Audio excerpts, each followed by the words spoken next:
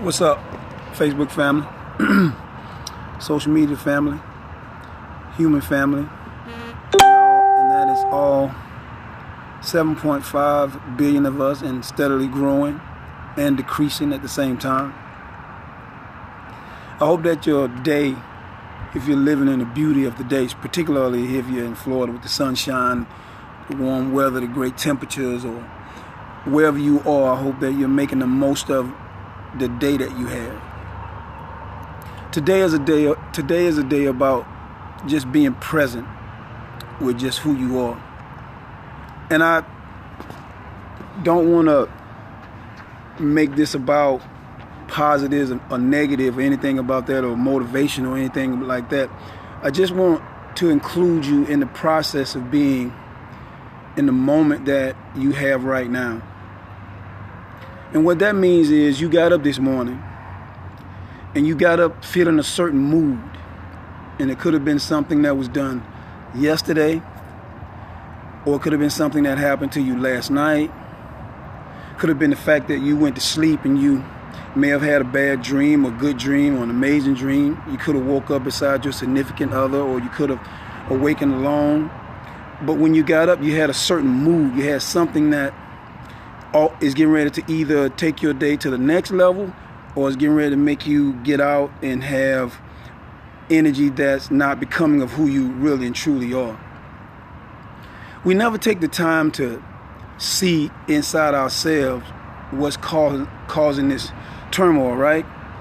It's like you get up, but you don't instantly appreciate the fact that you got up, because I promise you that there's some people somewhere in the world that did not get up.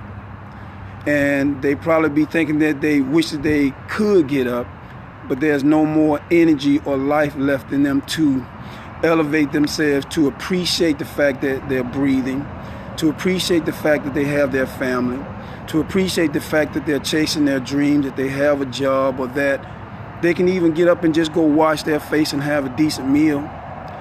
We never really take the responsibility of knowing that when you wake up, this is all that you have. Yesterday is a memory, and we can reflect on it and laugh on it and have all those great things about it. But the true reality is that the only thing that you have is the moments that you have in front of them, in front of you, in front of your family.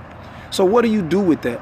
How do you elevate your mind in 2020 to see into the present moment of who you are?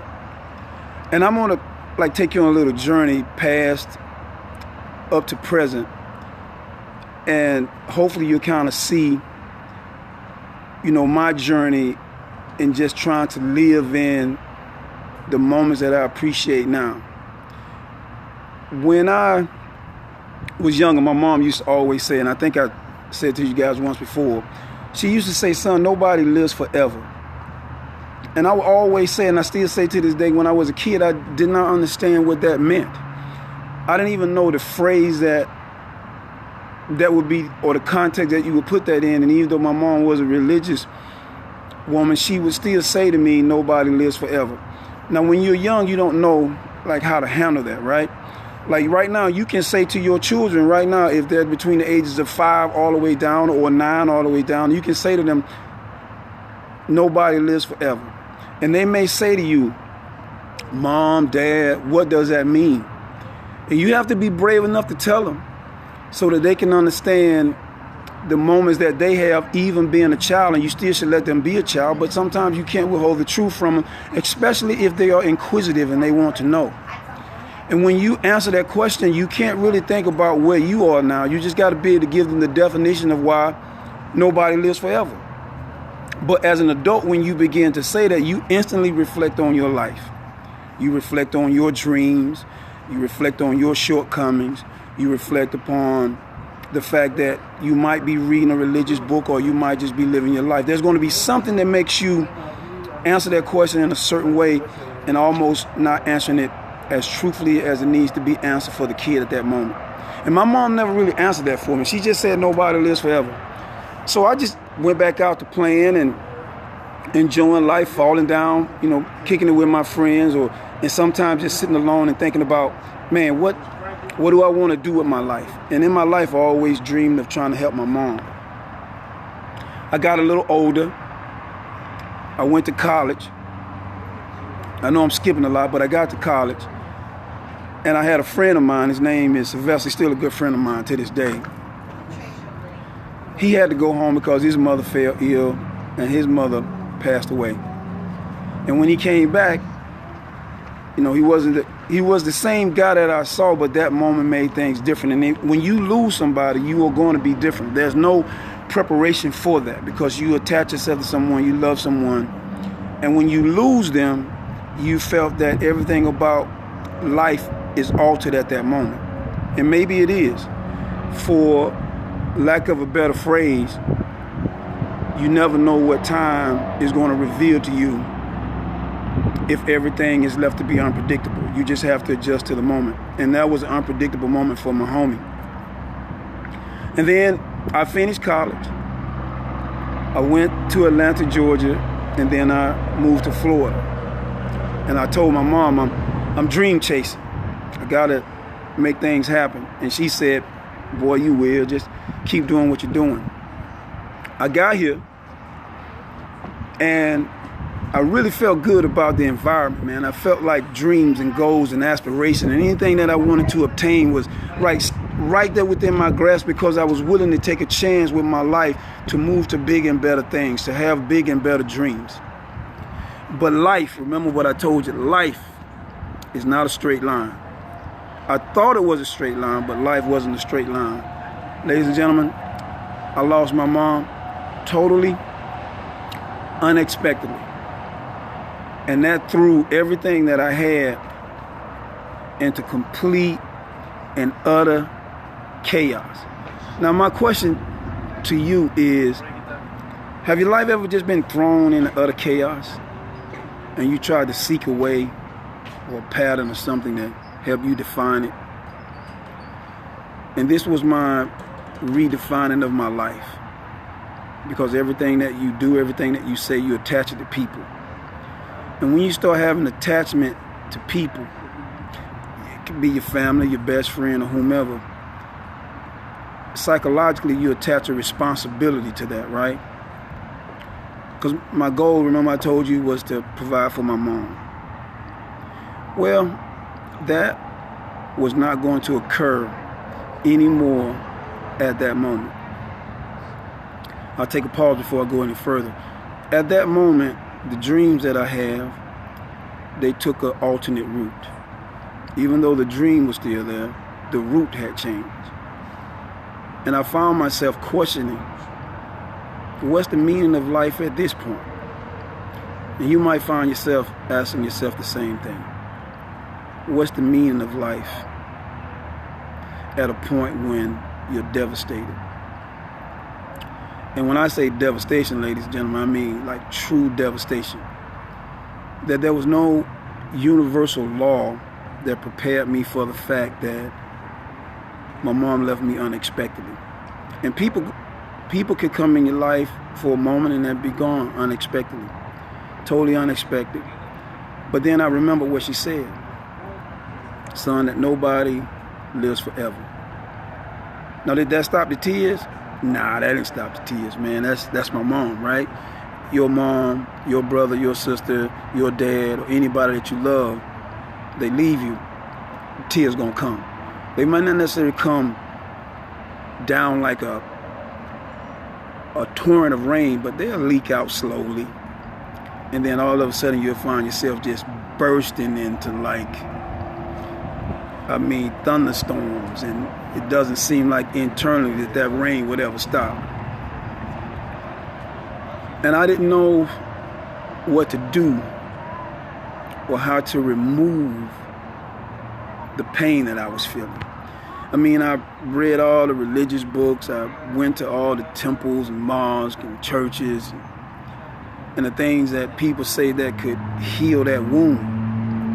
But there was nothing that could heal that wound because it was unexpected.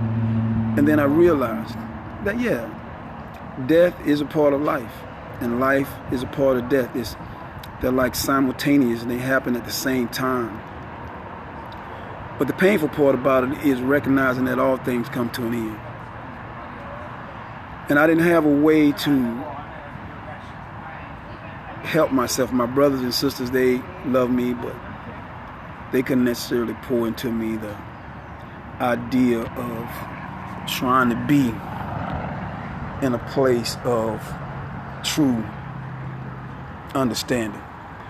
And I got to this point to where my mind was like filled with so much imagery, so much of the things that my mom used to say and what she used to do, and how I used to make her laugh and she used to make me laugh. And if I step out of line, she had a little disciplinary action for me to make sure I was correct, my brothers and sisters were correct, and she just wanted us to be decent human beings. And I know that when we raise our children today, that's what we say we want, but how do we show them that we want it? And my mind was running out of space. It felt like it got crowded with all of these thoughts of past and present, and then to the future of me having to go on without her. Well, ladies and gentlemen, here's the bitter news. If you lose someone and you wake up the next day, you got to go on without them.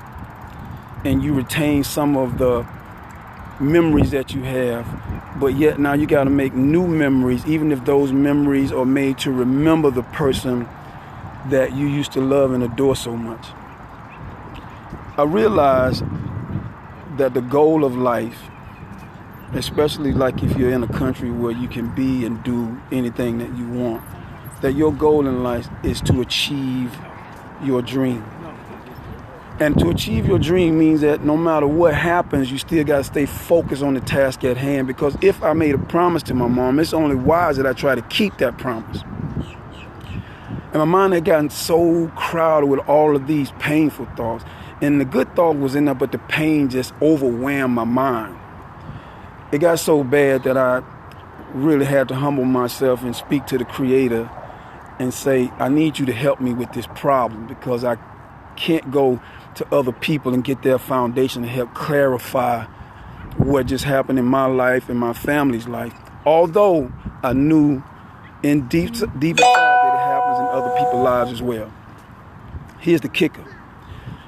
I was given the gift of poetry, and the gift of poetry was meant for me to take all of those clouded thoughts, right, and all of those good thoughts and put them out there in the world, just get them out of me and onto a piece of paper so that they wouldn't hold the weight that they held before. I want to say to you guys that writing is therapeutic for you. And if it's good enough, it can be therapeutic for the world. But initially when you're doing it to purge you. You're not doing it to hope that someone sees you and they say, oh my God, it's amazing. You're doing it because what's circling in your mind is to eradicate pain or to express joy and happiness. And those things are key ingredients to you being able to pass something down to future generations, because they need a legacy of overcoming, and they need a legacy of appreciating the fact that you are alive and you're born and you can take advantage of every opportunity that life provides you. And for the longest time, I used to think that life was beating me up, right? And it's going to be a crazy example. I used to think that the sun was my enemy. I used to think that trees and plants and people were my enemy. I used to think that God did not love me because I lost my mom. But all that was just my inner thoughts. And my inner thoughts was telling me all of these things. And I had to find a way to fight through that. And you're going to have to do the same thing. So if everything is going good for you, kudos. I mean, just keep trying to keep that energy on that level to where when you wake up in the morning, your mood is, man, I'm alive. Man, I can get out here and do the things that I set out to do today, because I only have today to make everything right. And when you begin to do that, you begin to take the universe back into your own control and realize that these moods that you have, they can be simply controlled by the way you think, the way you see the world, and the way you act. Because even after my mom passed away, the sun still shined, the rain still came, and even hurricanes, when you live here in Florida, it just keeps moving along. And it's not even waiting on me. It wasn't even waiting on me. It said, God gave me this gift. You're going to use this gift, or else you're going to suffer in your misery. So don't try to put yourself in a position where you have to suffer in misery. Put yourself in a position where you got to understand that if misery is a part of life, then where there's misery, there has to be some joy. And I got to find that to offset this misery. And then I can be in a reflective mode. And then here is the one thing that happened to me that I think I want to leave you guys with before I end this video. And if you like it, I want you to share with other people and reach out to the masses so that we can kind of get there. When I began to write, and I encourage you to do that today, or if you got something that you want to say to someone, if it's good, negative, positive, indifference, and you keep holding that in, you're going to carry that with you. And I remember the last conversation I had with my mom when she called me. She said, you can make it. You know, you just got to stay focused. You've always been determined. And that's what I live by.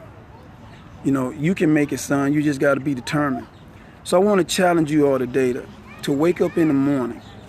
And even if you feel that the divine creator is not on your side, you got to remember that you were alive. So somewhere in this dynamic thing that we call a universe, you woke up, even if you feel you did it yourself, right? But you got up. Now, what's important is, what do you do with that waking up moment that you have? Do you take it, look at it, and say, man, I got to get out here and get moving. This day is promised to me right now. I don't know what this 24 holds, but right now, whatever it is I got to do, if I got to go to work and be a great employee, even though I'm feeling bad, good. If I got to go to work and think about how I'm going to make my next entrepreneurial move, good. If I got to get up and meditate or read my Bible, read my Quran, or read my Buddhist scripture, or read my Bhagavad Gita, whatever it is you need to do, good. Because you don't know what you're giving back to yourself until you realize who you are yourself. You got to know who you are before you even move. And once my mom passed away, I realized that she left me here. She had to go where she had to go. And I got to do what I got to do. My brothers and sisters, I got to get them to understand. And I want them to understand. I want my nieces and nephews to understand. I want my extended family to understand. I want the human family to understand that we all can contribute to life by just contributing that positive perspective to ourselves. Just trying to change our mood to see that the sun is not your enemy. I think that the universe itself is not your enemy. The universe is your co-conspirator to what you want. And it's even in how you process that. If you choose to do negative things with your co-conspirator, you can do it. And then when you do it, you can find people that can help you do it. If you choose to try to uplift people, you can do it. The universe can be your co-conspirator in that too as well, right? You can find anybody to help you do anything that you want. But you got to be clear about who you are before you can get clarity from a universe that's perfectly clear. And I had the hardest time trying to do that. And once I began to take the gift of poetry and I began to extract from myself those painful memories, those great memories, and those memories of how I would see the universe up until this point, have led me to believe that all human beings is on this planet or on this planet for a reason. And the universe is not going to tell you what the reason is. You have to figure out what the reason, and then if you find the happiness in the dreams that you're chasing, maybe you're in your true element. Because even that will change later on. And the highest form of life is for you to obtain a level of secure peace with the place you were born in, with the heritage that you have. And if you have a heritage that you are sad about or happy about or maybe nonchalant about, the thing about it is when you wake up, you are responsible for changing everything about your life. So ladies and gentlemen, this is just my way of just dropping off a message today and to let you know that you are your greatest gift. You are your greatest enemy. You are your greatest achiever. And you are your greatest non-achiever. Remember, I put the word great in front of all of it. But overall, you have to make sure that you dominate the life that you see for yourself. And if you can do that, all greatness disappear from all things. You just become a powerful human being. So ladies and gentlemen, enjoy the rest of your day. Hopefully you like this video, share it with the world.